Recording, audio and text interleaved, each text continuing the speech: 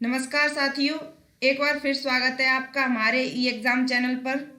और जो हिंदी के लिए प्रैक्टिस सेट की सीरीज़ शुरू की थी उसमें आज चौथा प्रैक्टिस सेट है। इन प्रैक्टिस सेटों को ज़रूर लगाएं क्योंकि सेम क्वेश्चन पेपर में आएंगे और इन्हें लगाने से आपको पता लगेगा कि आपका कितना स्कोर हो रहा है। और अगर आप इस चैनल पर नए हैं तो चैनल को सब्सक्राइब कर लें और बेल आइकन को प्रेस कर दें ताकि आने वाली वीडियो की नोटिफिकेशन आपको मिलती रहे। तो आइए चलते हैं आज के क्वेश्चनों की तरफ। फर्स्ट क्वेश्चन है आज का, किसी और स्थान पर वाक्यांश के लिए एक शब्द होगा। ए तंत्र, बी यंत्र, सी सर्वत्र या डी अन्यंत्र। तंत्र का मतलब होता है वहां, यंत्र का मतलब है जहां, सर्वत्र का मतलब है सभी स्थानों पर व्याप्त।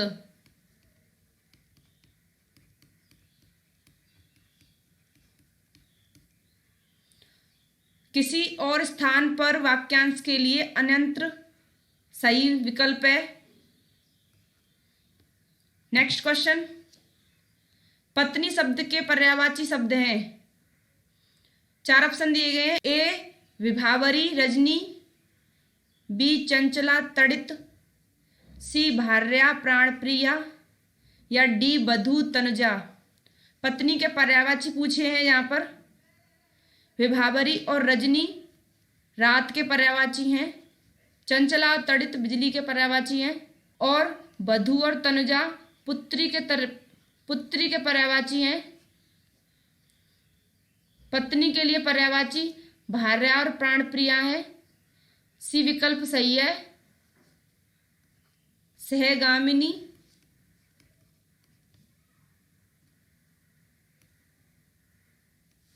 वल्लभा,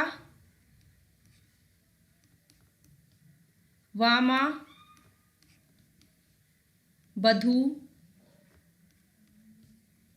कांता और गृहिणी, ये सारे पत्नी के पर्यायवाची हैं। नेक्स्ट क्वेश्चन देखते हैं। तारीख निम्नलिखित में से किस भाषा का मूल शब्द है। ए पुर्तगीज का, बी अरबी का, सी तुर्की का या डी हिंदी का। तारीख अरबी भाषा का मूल शब्द है। अरबी और भी शब्द होते हैं जैसे कि आदमी, औरत, वकील और मुकदमा, ये सारे शब्द अरबी के हैं। नेक्स्ट क्वेश्चन देखते हैं। स्रोत या उत्पत्ति के आधार पर शब्दों के भेद हैं।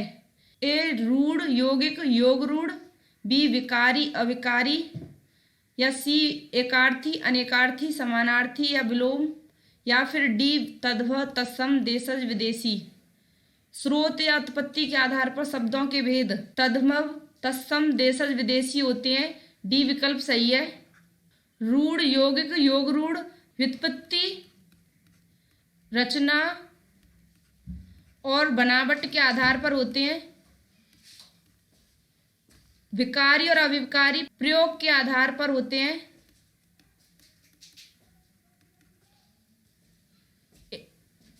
एकार्थी अनेकार्थी समानार्थी और विलोम शब्द अर्थ के आधार पर होते हैं।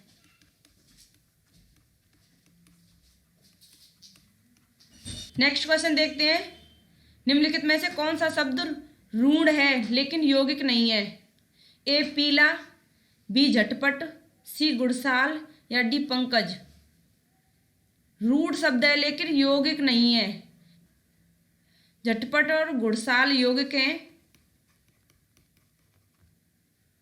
पंकज योग रूढ़ है।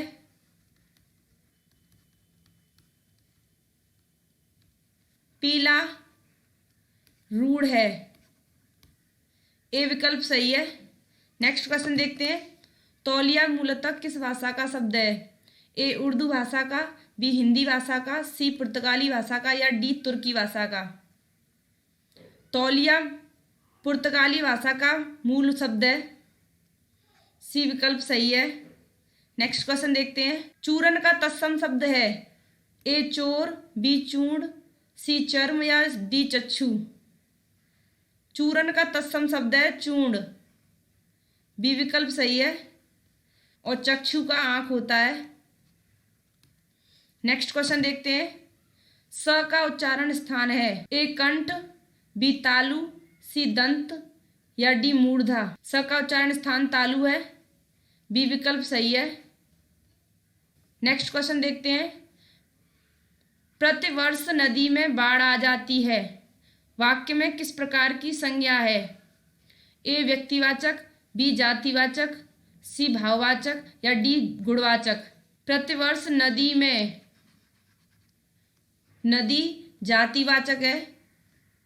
बी विकल्प सही है। नेक्स्ट क्वेश्चन देखते हैं। दुनिया संज्ञा शब्द का विशेषण रूप है ए दुन, बी दुनिया, सी दुनियावी या डी दुनिया। दुनिया संज्ञा का शब्द विशेषण है दुनियावी। जैसे कि जाति का विशेषण होता है जातीय, और चमक का विशेषण होता है चमकीला। ऐसे ही धर्म का धार्मिक होता है।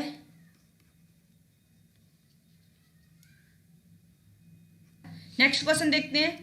निम्नलिखित में से कौन सा शब्द पुल्लिंग है? ए आशा, बी आज्ञा, सी गरिमा या डी सागर। ये तीनों स्त्रीलिंग है, लेकिन सागर पुल्लिंग है। डी विकल्प सही है। नेक्स्ट क्वेश्चन देखते हैं। निम्न में से कौन सा शब्द पुल्लिंग है? यहाँ पर भी पुल्लिंग पूछा गया है। ए पूर्ति, बी अभिव्यक्ति, सी विवाह या डी छवि। विवाह हुआ यानी कि पुल्लिंग है। सी विकल्प सही है। नेक्स्ट क्वेश्चन देखते हैं। मैं चलती थी, मैं का बहुवचन क्या होगा? ए हम, बी तुम, सी वे या डी सब। हम मैं का बहुवचन है यहाँ पर। ए विकल्प सही है। नेक्स्ट क्वेश्चन देखते हैं। क्या आप घर भी जाएंगे? वाक्य में रेखांकित पद है आप। ए संज्ञा, बी विशेषण, सी सर्वनाम या डी क्रिया। आप सर्वनाम है। सी विकल्प सही है। नेक्स्ट क्वेश्चन देखते हैं। निम्नलिखित शब्दों में से एक विशेषण नहीं है। ए श्रव्य, बी सर्व, सी गर्व या डी भव्य। यहाँ पर गर्व विशेषण नहीं है। सी विकल्प सही है। नेक्स्ट क्वेश्चन देखते हैं। 100 गुना लंबा में विशेषण का कौन सा भेद है? ए गणनावाचक, बी क्रमवाचक, सी आवृत्तिवाचक या डी संपूर्णतावाचक।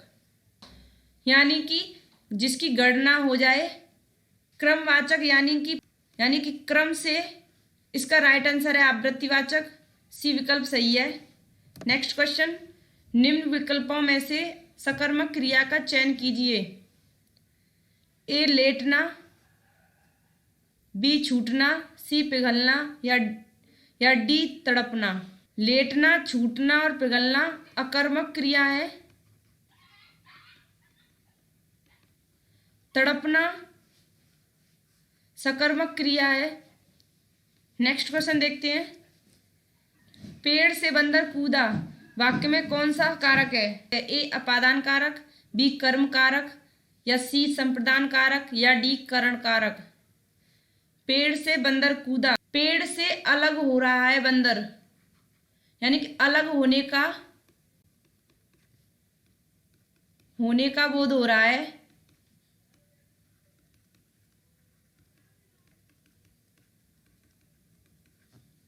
अलग होने का बोध हो रहा है, इसलिए अपादान कारक है। ए राइट आंसर है। नेक्स्ट क्वेश्चन देखते हैं। मैं 3 मिनट में आ रहा हूं, मैं कौन सा कारक है? 3 मिनट में आ रहा हूं यानी कि अधिकरण कारक है। सी राइट आंसर है। नेक्स्ट क्वेश्चन देखते हैं। प्रधानमंत्री बाढ़ग्रस्त क्षेत्रों का दौरा करेंगे, वाक्य में कौन सा काल है?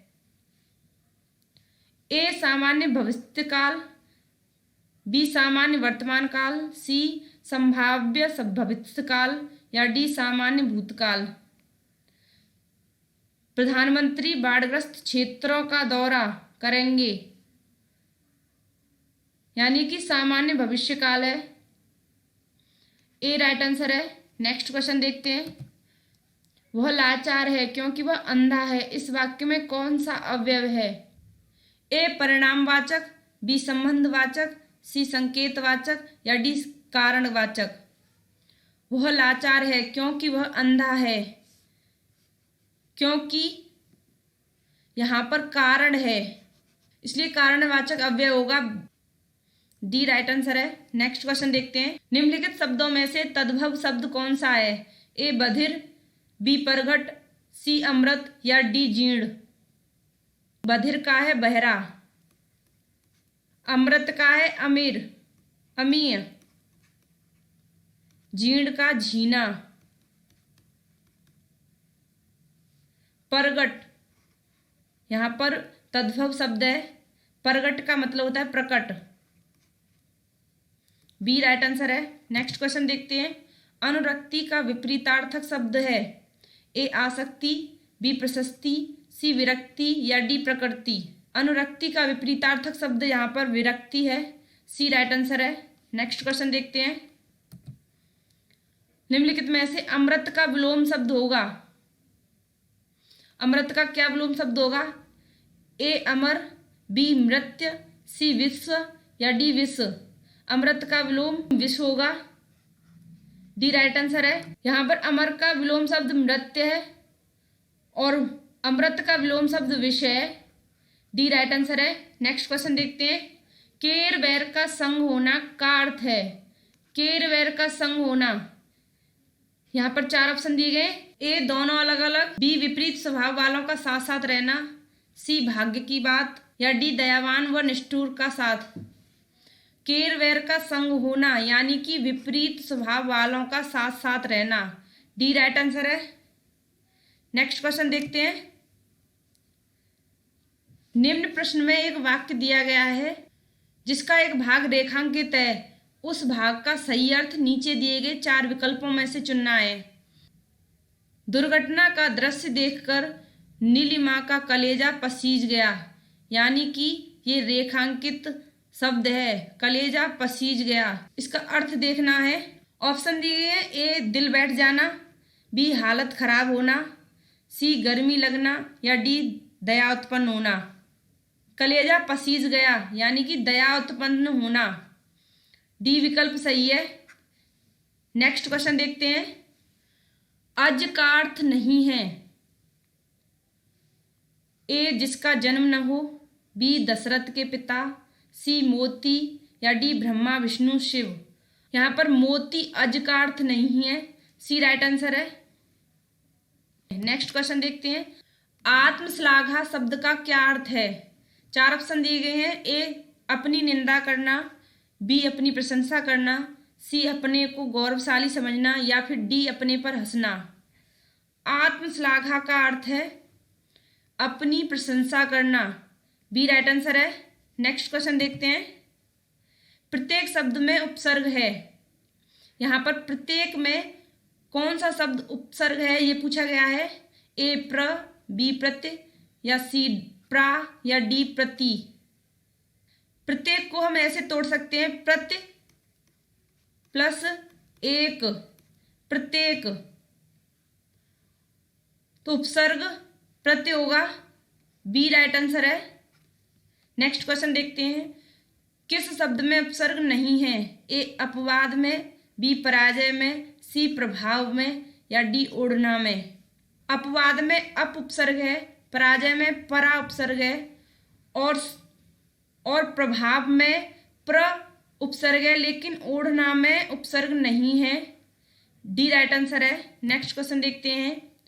यदि चचेरा ममेरा संबंधवाचक तद्धित प्रत्यय के उदाहरण हैं तो मिठास और लालिमा इनमें से किस तद्धित प्रत्यय के उदाहरण होंगे? 4 ऑप्शन दिए गए हैं। ए भाववाचक तद्धित प्रत्यय, बी क्रमवाचक तद्धित प्रत्यय, सी कृतवाचक तद्धित प्रत्यय या डी व्यापारवाचक तद्धित प्रत्यय। मिठास और लालिमा में भाववाचक तद्धित प्रत्यय है ए राइट आंसर है। नेक्स्ट क्वेश्चन देखते हैं। धड़क में प्रत्यय है। धड़क को ऐसे तोड़कर देख सकते हैं, धड़ प्लस आक, धड़क, यानी कि प्रत्यय आक है, बी राइट आंसर है। नेक्स्ट क्वेश्चन देखते हैं। अयुक्ति शब्द में संधि है, ए दीर्घ, बी गुड़, सी यड़ या डी अयाद। अयुक्ति को पहले हम तोड़कर देखते हैं। अत प्लस उक्ति, अयुक्ति, यानी कि ई प्लस ऊ, ई प्लस ऊ, यानी कि बराबर यू, अयुक्ति, यानी कि यड़ संधि है, सी राइट आंसर है। नेक्स्ट क्वेश्चन देखते हैं। मालगाड़ी शब्द का समास विग्रह है, ए माल की गाड़ी, बी माल से गाड़ी, सी माल के लिए गाड़ी या डी माल द्वारा गाड़ी। मालगाड़ी यानी कि माल के लिए गाड़ी, सी राइट आंसर है। नेक्स्ट क्वेश्चन देखते हैं। लक्ष्य भ्रष्ट में समास है, ए करण तत्पुरुष, बी अपादान तत्पुरुष, सी संबंध तत्पुरुष या डी अधिकरण तत्पुरुष। लक्ष्य भ्रष्ट यहां पर अलग हो रहा है, अपादान तत्पुरुष होगा। नेक्स्ट क्वेश्चन देखते हैं। दिए गए विकल्पों में से शुद्ध वाक्य पहचानिए। ए मोरों के पंख सुंदर होता है, बी मोर के पंख सुंदर होते हैं, सी मोर का पंख सुंदर होता है या डी मोरों के पंख सुंदर होते हैं। शुद्ध वाक्य देखना है यहाँ पर, मोर के पंख सुंदर होते हैं, बी राइट आंसर है। नेक्स्ट क्वेश्चन देखते हैं। निम्नलिखित में से वाक्य के शुद्ध रूप का चयन कीजिए। ए पर्यायवाची शब्दों के अर्थ में समानता होती है, लेकिन प्रत्येक शब्द की अपनी विशेषता होती है, बी पर्यायवाची शब्द के अर्थ में समानता होती है लेकिन प्रत्येक शब्दों की अपनी विशेषता होती है, सी पर्यायवाची शब्दों के अर्थ में समानता होती है लेकिन प्रत्येक शब्दों की अपनी विशेषता होती है, या डी पर्यायवाची शब्दों के अर्थ में समानता होती है लेकिन प्रत्येक शब्द का अपना विशेषता होता है। इन चारों में से देखते हैं कि इनमें कौन कौन सी गलतियां हैं और एक कौन सा सही है। बी में शब्द नहीं होगा, सी में शब्द प्रत्येक शब्दों के लिए भी नहीं होगा यहाँ पर, और डी में अपना नहीं होगा। यहाँ ए राइट आंसर है, क्योंकि पर्यायवाची शब्दों के अर्थ में समानता होती है लेकिन प्रत्येक शब्द की अपनी विशेषता होती है। उम्मीद करती हूँ आपको ये क्लास अच्छी लगी होगी। धन्यवाद।